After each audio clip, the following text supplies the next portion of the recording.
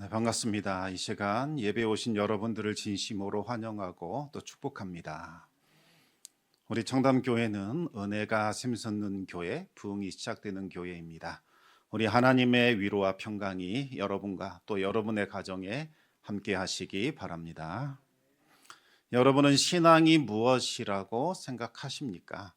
기독교 신앙은 단순한 철학이나 윤리가 아닙니다. 신앙은 살아계신 하나님의 역사이고 눈에 보이지 않지만 실제로 작용하시는 하나님의 손길이지요.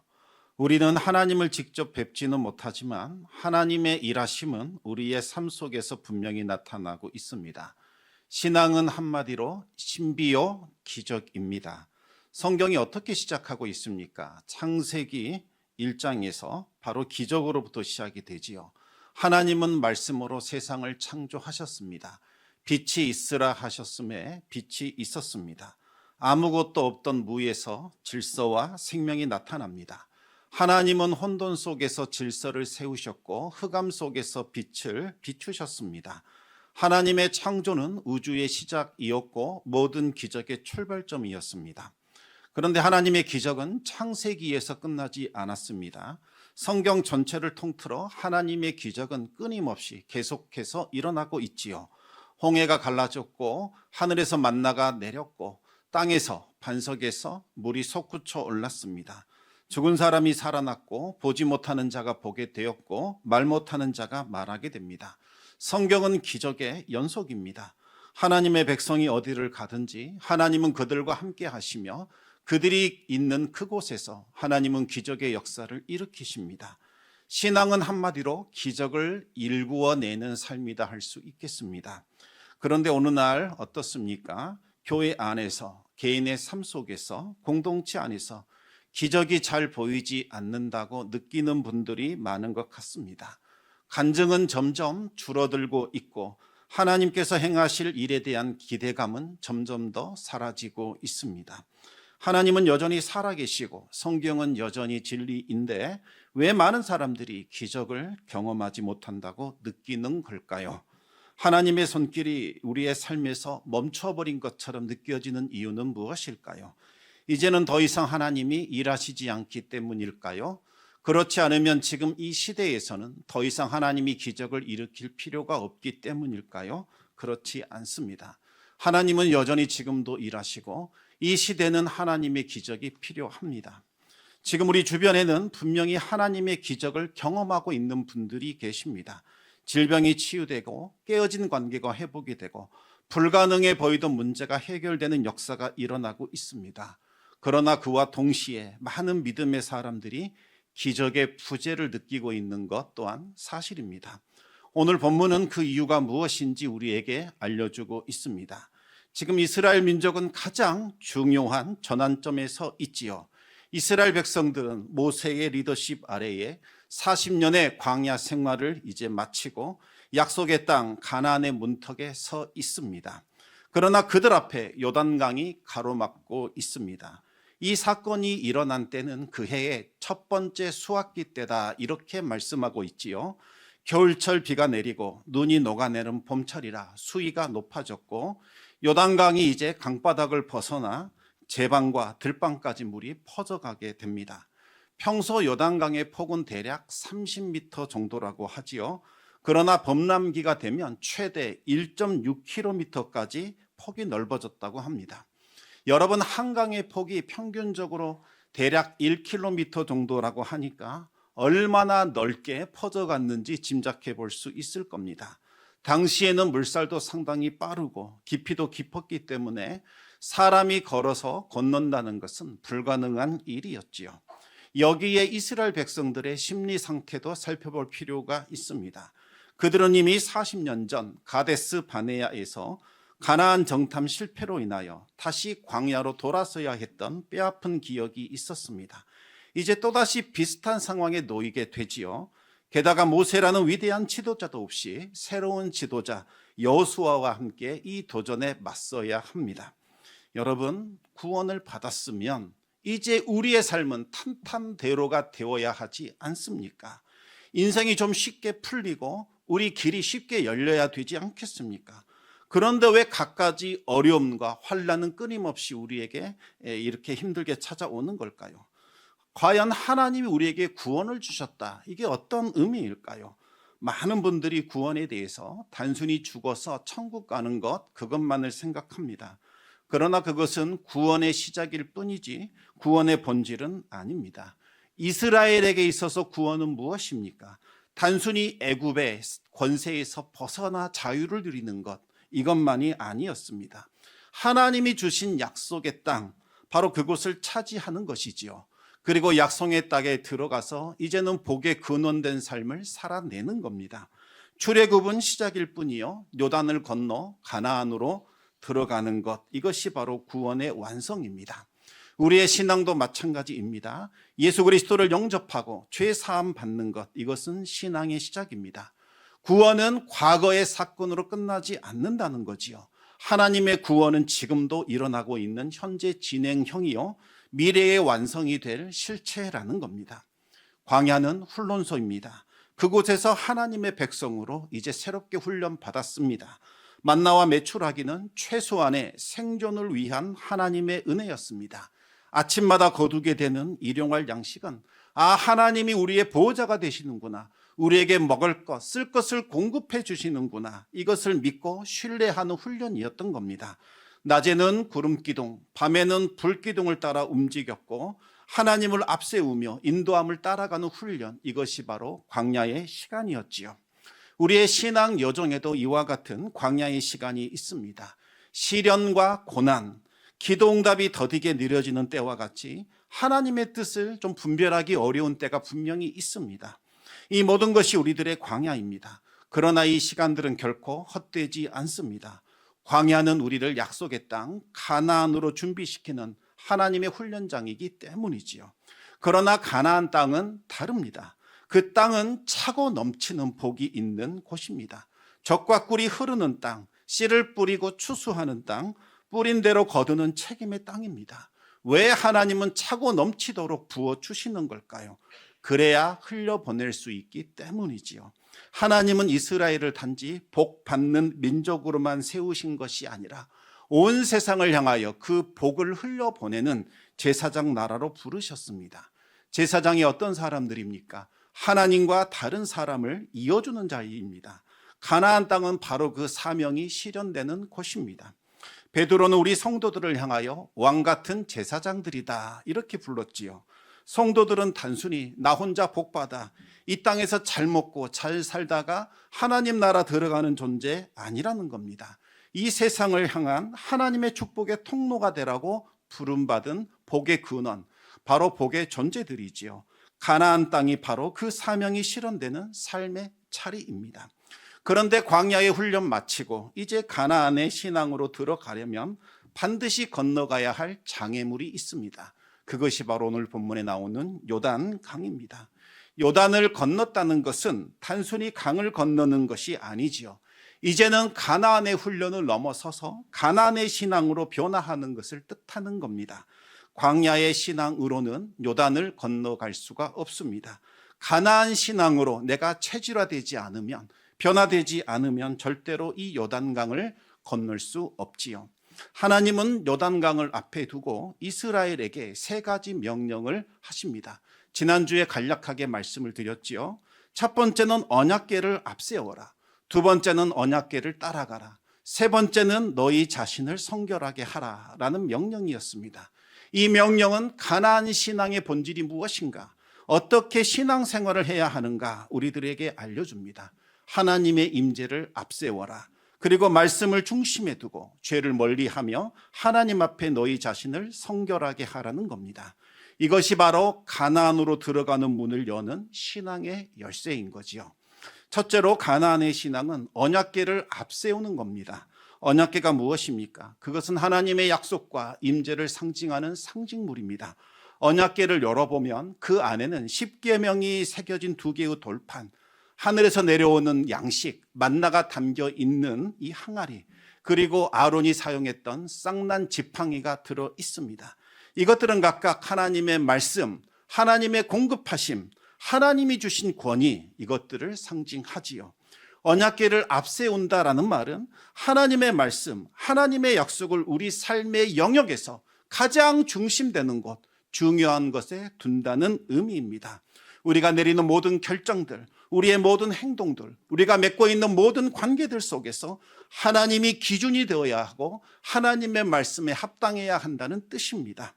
우리가 가정에서, 직장에서, 사회에서 언약궤를 앞세울 때에 우리의 삶 가운데 하나님의 임재가 나타나게 되고 하나님의 크고 놀라운 역사가 시작이 되는 겁니다. 그러나 지금 이 시대에는 너무나 많은 것들이 성도들의 중심을 차지하고 있지요. 성공, 부, 명예, 안락함, 쾌락, 이와 같은 것들이 언약궤가 있어야 할 그 자리를 빼앗아 버리고 있다는 겁니다. 이와 같은 것들이 삶의 중심을 차지하게 되면 우리는 요단을 가를 수 없지요. 오직 하나님이 주신 언약, 그 말씀만이 불가능을 가능으로 만들어 줍니다. 그리고 가나안의 신앙이라는 것은 이제 언약궤를 따라가는 것을 말하는 겁니다. 단순히 언약궤를 인정하는 것, 그것만으로는 충분하지 않습니다. 그것을 따라가야 합니다. 하나님은 언약궤와 이스라엘 백성들 사이를 1km 정도 두게 했습니다. 그래야 모든 사람들이 언약궤를 보고 따라갈 수 있습니다. 마찬가지입니다. 우리는 하나님의 말씀을 알고 인정하는 것, 그것만으로 충분하지 않습니다. 말씀대로 살아야 합니다. 야고보는 말씀을 행하는 자가 되라, 듣기만 하여 자신을 속이는 자 되지 말라, 그렇게 권면했습니다. 하나님의 말씀은 알기 위한 것이 아니라 따르기 위한 거지요. 단순히 성경을 읽고 묵상하는 것, 이것만으로는 충분하지 않습니다. 그 말씀이 우리의 생각, 우리의 언행, 우리의 행동을 변화시켜야 하고 우리의 삶에서 하나님의 거룩한 성품을 드러낼 수 있어야 합니다. 여러분은 어떠십니까? 하나님의 말씀을 알고 있기만 하십니까? 아니면 실제로 그 말씀대로 살고자 몸부림치고 있으십니까? 성경 지식과 삶의 실천 가운데 커다란 간격이 있는 것은 아닌가 돌아보시기 바랍니다. 말씀을 따라 살아가는 사람들, 그들에게 성령의 열매가 맺히게 됩니다. 세 번째로 가나안 신앙은 자기 자신을 성결하게 하는 거지요. 여호수아는 백성들에게 너희는 자신을 성결하게 하라. 여호와께서 내일 너희들에게 함께 하실 것이요 기이한 일을 행하실 것이다. 그렇게 말합니다. 성결이라는 것은 단순히 도덕적 순결을 의미하는 것이 아닙니다.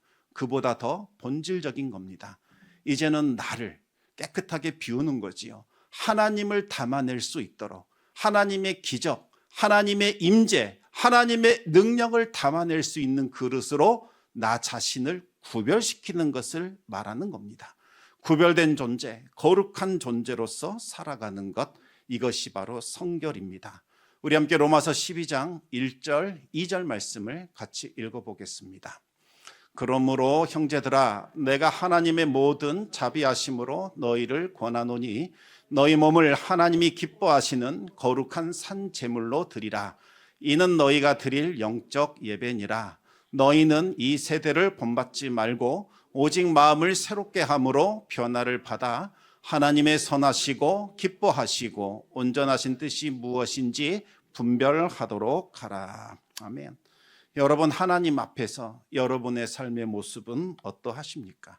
시간과 재능과 재물 어떻게 사용하고 있습니까?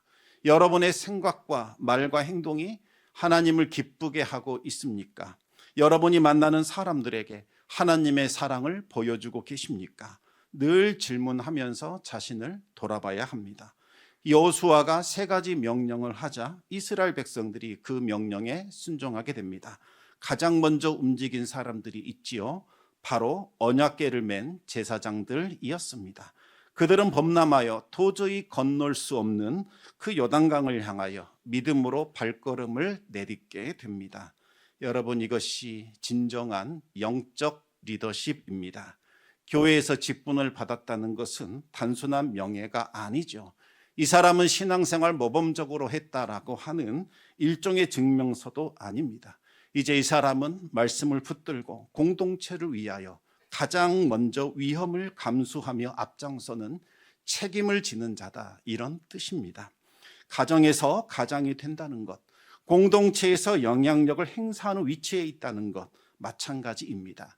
영적 리더는 안전한 곳에 숨어 다른 사람에게 지시하는 것이 아니라 자신이 먼저 믿음의 발걸음을 내딛고 본을 보여줌으로써 다른 이들에게 용기와 확신을 심어주는 사람입니다. 제사장들이 발을 내딛게 되자 갑자기 물이 멈추기 시작합니다. 벌람하던 그 요단강에서 물이 사라지고 마른 땅으로 변하게 되지요. 그러자 제사장들은 이제 요단강 한복판까지 들어와 서게 됩니다. 언제까지 섰을까요? 모든 백성들이 다 건널 때까지 요단강에서 언약궤를 메고 멈춰 서 있었습니다. 여기서 우리는 중요한 두 가지 영적인 원리를 발견하게 됩니다. 첫 번째로 하나님은 물이 멈추거든 땅을 밟으라 이렇게 말씀하지 않으셨습니다. 너희들이 밟아야 한다. 그러면 물이 멈출 것이다. 이렇게 말씀하셨다는 거지요. 기적이 일어난 후에 순종하라는 것 아닙니다. 순종해야 기적이 나타난다는 겁니다. 믿음의 순종이 먼저입니다. 하나님의 역사는 믿음의 순종을 통하여 나타나는 건지요. 이것이 성경 전체에서 나타나고 있는 믿음의 원리입니다. 아브라함은 어디로 가야 하는지 갈 바를 알지 못했습니다. 그러나 하나님께서 떠나라 라고 말씀하시자 그 말씀 붙들고 떠나가게 됩니다. 그 후에 하나님은 약속의 땅을 그에게 보여주셨습니다. 베드로는 예수 그리스도의 말씀에 순종하여 깊은 곳에 그물을 던집니다. 그리고 그 후에 놀라운 어획량을 경험하게 되지요. 나아만 장군은 요단강에 7번 몸을 담그라 이 말씀에 순종했고 그 후에 치유를 받게 되는 겁니다. 오늘날 우리들도 마찬가지입니다. 하나님의 약속이 보이지 않을 때에, 상황이 불가능하게 보일 때에 그때 우리는 하나님의 말씀 붙들고 믿음으로 순종해야 합니다. 바로 그 지점에서 기적의 역사가 나타나는 거지요. 그러나 많은 사람들이 순서를 바꾸려고 합니다. 하나님 먼저 기적을 보여주십시오. 그러면 제가 믿겠습니다. 먼저 기적을 나타내 주십시오. 그러면 제가 따라가겠습니다. 그러나 여러분, 순종하기 전까지는 기적은 나타나지 않습니다. 또 한 가지 또 중요한 원리가 또 있지요. 제사장들은 물 한가운데 서서 백성들이 다 지나갈 때까지 기다렸습니다. 자기 일만 끝난 후에 빠져나온 것 아니라는 거지요. 백성들이 모두 지나갈 때까지 그 자리에 서 있었습니다. 이것이 바로 진정한 영적 리더십입니다. 가장 맨 앞에 앞장을 서고 가장 위험한 자리에 가장 늦게까지 서 있는 것, 이것이 바로 제사장의 사명입니다. 오늘날 모든 성도는 제사장으로 부름을 받았습니다. 특히 가정과 공동체, 교회에서 앞장서시는 분들은 더욱더 이 제사장의 사명과 이 역할을 감당하셔야 합니다. 영적인 리더는 말로만 지시하는 자가 아니지요. 삶으로 본을 보여줘야 합니다. 오늘날 일만 스승이 있습니다. 말하는 사람, 가르치는 사람은 있지만 묵묵히 삶을 통하여 그리스도인의 모습이 어떤지 보여주는 사람은 너무나 적다라는 겁니다. 고린도전서 4장 15절 16절 말씀 우리 같이 읽어보겠습니다. 그리스도 안에서 일만 스승이 있으되 아버지는 많지 아니하니 그리스도 예수 안에서 내가 복음으로써 너희를 낳았음이라. 그러므로 내가 너희에게 권하노니 너희는 나를 본받는 자가 되라. 여러분, 자녀들에게 기도하라 말하시기 전에 먼저 무릎 꿇고 기도하는 모습 보여주시기 바랍니다. 내가 받은 기도 응답 자녀들과 함께 나누고 하나님 높이고 찬송해 보시기 바랍니다. 그러면 자녀들이 기도를 배우기 시작합니다. 자녀들에게 성경 읽으라 권하시기 전에 먼저 말씀을 읽으시고 그 말씀에 순종하시기 바랍니다. 그리고 말씀을 통하여 일어난 기적들을 자녀들에게 간증을 통하여 나눠주시기 바랍니다. 그러면 자녀들이 말씀을 하나님의 음성으로 받아들이고 말씀 앞에 엎드리며 말씀을 읽고 순종하는 모습이 나타나게 될 겁니다. 오늘날 왜 기적이 사라졌을까요? 하나님이 저 멀리 계시기 때문 아닙니다. 영적 리더십을 발휘해야 할 제사장들, 영적인 리더들, 가장들, 직분자들이 마땅히 있어야 할 그 자리를 이탈해 버렸기 때문이죠. 더 이상 하나님이 주신 언약과 사명을 붙들지 않기 때문입니다. 범람하는 요단강을 향하여 나아가지 않고 그 요단을 발로 밟지 않고 요단강 한가운데 서서 모든 백성들이 지나갈 때까지 기다려주지 않기 때문입니다. 우리는 그저 안전지대에 머물기만을 원합니다. 위험을 감수하지 않고 편안함을 포기하지 않습니다. 내 이익을 내려놓으려고 하지 않지요. 그러나 기적은 이 안전지대에서 일어나는 것이 아니라 요단강 한가운데서 일어난다는 사실을 기억하시기 바랍니다. 예수 그리스도를 믿고 그 말씀을 의지하여 우리가 위험을 감수할 때에, 내 자신을 내려놓을 때에 하나님의 능력이 나타나게 되는 거지요. 그렇다면 누가 요단을 밟아야 할까요? 누가 제사장으로 부르심을 받은 사람일까요? 바로 나 자신입니다. 내가 해야 합니다. 주변을 둘러볼 이유는 없습니다. 다른 누군가에게 언약궤를 떠넘기려고 하지 마시기 바랍니다. 내가 그 자리로 들어서야 합니다. 하나님의 역사를 원하신다면 다른 사람에게 책임 미루지 마시고 내가 언약궤 메고 요단을 밟으셔야 합니다. 우리의 삶에서 요단은 무엇입니까? 그것은 우리가 직면한 모든 불가능의 상황들입니다. 가정의 위기일 수도 있고, 직장의 어려움일 수도 있고, 사업의 힘든 문제일 수도 있고, 신앙의 여러 가지 도전일 수도 있을 겁니다. 사회적인 문제나 교회의 과제나 개인적인 두려움일 수도 있습니다. 그 요단 앞에서 우리는 세 가지 선택이 가능합니다. 첫째는 뒤돌아 도망치는 거지요. 그러나 그것은 광야로 다시 들어가는 것에 불과합니다. 두 번째는 강가에 앉아 상황이 바뀌기만을 가만히 기다리는 겁니다. 그러나 요단은 절대로 저절로 마르지 않습니다. 세 번째는 약속의 말씀을 붙들고 요단을 밟는 겁니다. 이것만이 약속의 땅 가나안으로 들어가는 유일한 비결입니다. 성경은 제사장들이 요단을 밟자 물이 마르고 길이 열렸다 말합니다. 이런 이야기는 현대인의 상식과 과학적인 사고로는 좀 받아들이기 어렵습니다. 그래서 의문을 품은 고고학자들이 조사하다가 기막힌 사실을 발견하게 되지요. 16절을 보시면 물이 아담 성읍 변두리에 쌓였다 이렇게 나옵니다. 여러분, 어떻게 물이 쌓일 수 있겠습니까? 물은 쌓일 수 없지요. 누가 댐과 같은 구조물들을 설치하지 않는 한 물은 계속해서 흘러내릴 겁니다. 그래서 아담 성읍 주변을 조사하기 시작합니다. 그랬더니 그곳에 큰 절벽이 있었다는 거지요. 그리고 아담 성읍 근처에 관한 역사 기록을 살펴봤더니 1267년, 1927년 그리고 몇 차례에 걸쳐 지진이 일어났고 절벽에서 수많은 돌들이 굴러 내려와서 그 요단 강물을 가로막았다라는 기록이 나왔다고 합니다. 그래서 요단 강물이 각각 16시간, 21시간 30분 동안 흐르지 않았던 사건들이 기록되어 있었습니다. 과학적으로 설명을 해보면 지진이 일어나 산사태가 발생을 했고 그 결과 요단 강물이 흐르지 않았던 거지요. 제사장들이 요단 물을 밟는 그 순간 지진으로 산사태가 일어난 겁니다. 아, 우연히 일어난 사건이구나, 하나님의 기적이 아니구나, 그렇게 말할 수 있지만 정확히 이스라엘이 요단을 건널 때에 그 지진이 일어났다는 것은 결코 우연이 아닐 겁니다. 이것이 바로 하나님의 기적이지요. 그러면 우리는 어떻게 이 요단을 밟을 수 있을까요? 말씀 중심의 삶을 사시기 바랍니다. 매일 말씀 읽고 묵상하는 시간 가지시기 바랍니다. 그런데 말씀을 단순히 지식적으로 접근하지 말고 하나님이 나에게 주시는 말씀, 하나님이 지금 나에게 들려주시는 음성으로 들으시기 바랍니다. 그 말씀을 삶의 결정과 행동의 기준으로 삼고 사셔야 합니다. 그리고 순종의 한 걸음을 반드시 내디디시기 바랍니다. 하나님이 지금 우리에게 요구하는 한 가지 순종의 영역을 여러분들이 한번 구체적으로 생각해 보시기 바랍니다.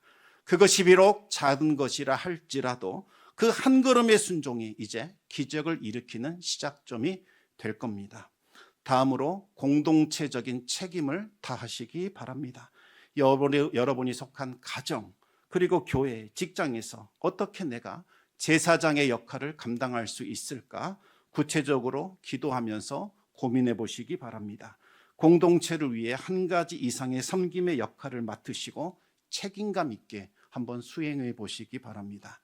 그리고 마지막으로 다음 세대를 위해 헌신하시기 바랍니다. 요단을 밟는 것은 단순히 우리 자신들만을 위한 것이 아니지요. 다음 세대들에게 믿음의 길을 열어주는 겁니다. 어떻게 해야 우리가 우리 선배들로부터 물려받은 이 신앙의 유산을 우리 세대에 끊어지지 않고 다음 세대에 전수해 줄 수 있을까 깊이 생각하고 실천해 보시기 바랍니다. 가장 먼저 자녀들에게 하나님의 말씀을 가르쳐 주시고 기도하는 모습을 보여주시기 바랍니다. 성도 여러분, 지금도 하나님의 역사는 여전히 일어나고 있습니다. 세상 사람들의 눈에는 우연처럼 보이지만 성도들에게는 기적으로 보이는 일들이 수없이 많이 일어나고 있다는 거지요. 지금 이 시대는 그 어느 때보다 하나님의 일하심이 필요한 때입니다. 이제 눈을 들어 하나님을 다시 바라보시기 바랍니다. 그리고 하나님이 일하실 크고 놀라운 일들을 꿈꾸며 기대하시기 바랍니다. 하나님이 주신 언약의 말씀 붙들고 믿음으로 요단을 밟으시기 바랍니다. 그러면 물이 마르고 그 사이로 길이 열리게 될 겁니다. 하나님은 반드시 길을 열어 주십니다. 다음 세대들이 그 모습 보며 하나님을 믿고 순종하게 될 겁니다. 이제 말씀을 맺습니다. 하나님의 말씀을 삶의 중심에 다시 놓으시기 바랍니다. 그리고 믿음으로 순종하시기 바랍니다. 오직 믿음의 순종만이 기적을 일으킵니다. 무엇보다도 여러분이 영적 리더십을 발휘하여 본을 보여주시기 바랍니다. 오늘날 수많은 요단강이 범람하고 있습니다. 여러분은 불가능해 보이는 이 장벽들 앞에서 이제 어떤 선택을 하시겠습니까? 두려움에 떨며 뒤로 물러서시겠습니까? 아니면 언약을 붙들고 요단을 발로 밟으시겠습니까? 일어나 언약을 붙드시고 요단을 밟으시기 바랍니다. 물이 마르고 새로운 길이 열리고 약속의 땅이 눈앞에 나타나게 될 겁니다. 우리 하나님의 은혜가 함께 하시기를 우리 주님의 이름으로 축원합니다.